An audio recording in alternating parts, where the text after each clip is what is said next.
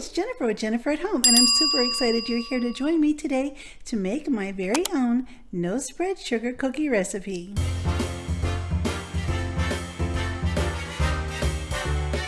It is finally the Christmas season and I'm super excited about it. Today I'm going to be making my homemade sugar cookie recipe that I put together myself.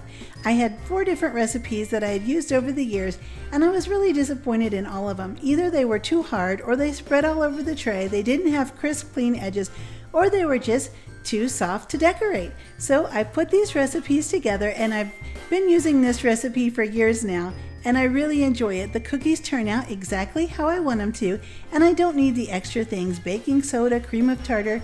I don't need those things in this recipe, and best of all, it doesn't have to be refrigerated before you cut out the cookies or before you bake them. So that's an extra bonus on this recipe.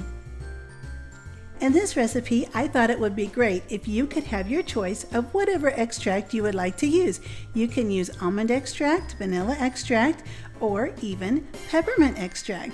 My kids grew up with the recipe that I always use and it required almond extract. So we got used to our decorated sugar cookies always tasting like that. So that's what I'm going to be using in my recipe today. But you could use either one of the 3 and enjoy the cookies however you like them.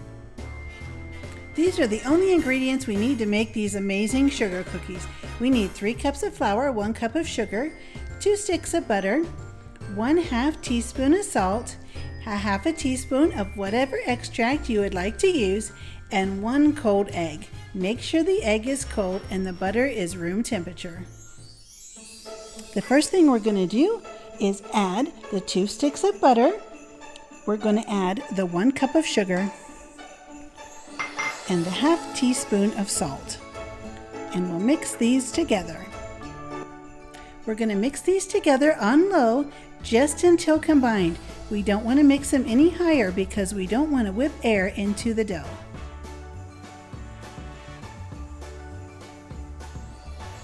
I've stopped the mixer and scraped my bowl, and now I'm going to add my almond extract and 1 cold egg. Now I'm going to mix this on low just until it's combined, and then I'll stop and start adding my flour.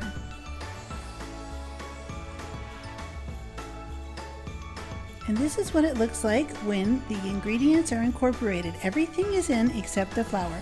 I've stopped and scraped the bowl down a couple of times, and now it's time to start gradually adding the flour.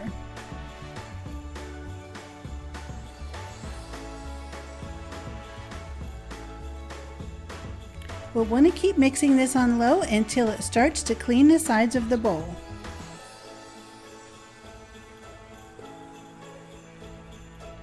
At this point, we'll touch the dough, and if it doesn't stick to your finger, then it's ready. Another tip I'd like to share is on my rolling mat, I like to put confectioner's sugar or powdered sugar on my rolling mat, and that way when I roll out the cookies, instead of having that taste of flour on the outside of the cookie, I like to have the nice taste of the confectioner's sugar instead. And here's how the dough looks after it's mixed and is ready to go. I'm going to put a little bit of the confectioner's sugar on the dough and underneath it, of course, and then on my rolling pin. And then I'm going to start rolling it out. I like to roll it out to about 1/4 inch thick.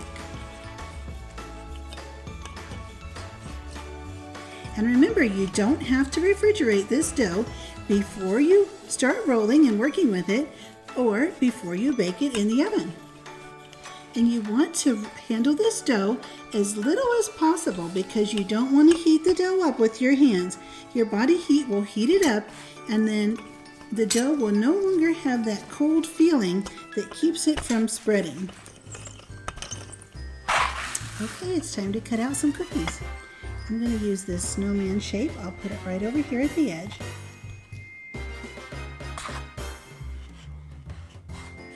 I'm going to pick up this cookie and show you the nice, clean, neat edge. You can see what a nice edge these cookies have. And I want to be sure to mention to dip your cookie cutter into the confectioner's sugar as well, and it'll help keep it from sticking. These are cookie cutters I've had for a very long time. Most of my life. I used these when I was very young as well. After cutting out all of your cookies, if you have scraps left and lots of remnants, just take all of the pieces and put them together rather quickly. Try not to handle them too much because you'll warm them up, so try to put them together rather quickly. Put a little bit more of the confectioner's sugar down on your rolling mat, a little bit more on top, and then you'll be able to roll this again, and that way you won't have any go to waste. If you find you have excess powdered sugar or confectioner's sugar, just take a soft little brush and just lightly brush off the excess. If you prefer your cookies without icing, you can always take some sprinkles of any kind. I'm going to just take some gold sprinkles, and you can just put some sprinkles on ahead of time and then just lightly press them around and press them into the cookie. And this way your cookie will already come out pre-decorated and ready to go. I've preheated my oven to 325 and I'll bake the cookies for 15 minutes.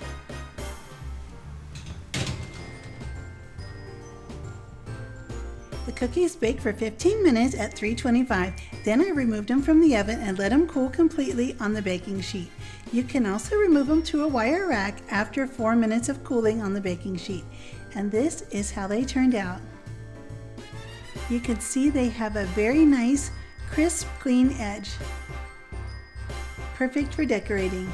I sprinkled some of mine with a white sugary crystal that looks like snow. I really appreciate you being here. I would love for you to subscribe and hit the bell, and don't forget to hit the thumbs up button. I hope you give this recipe a try and enjoy it as much as we do.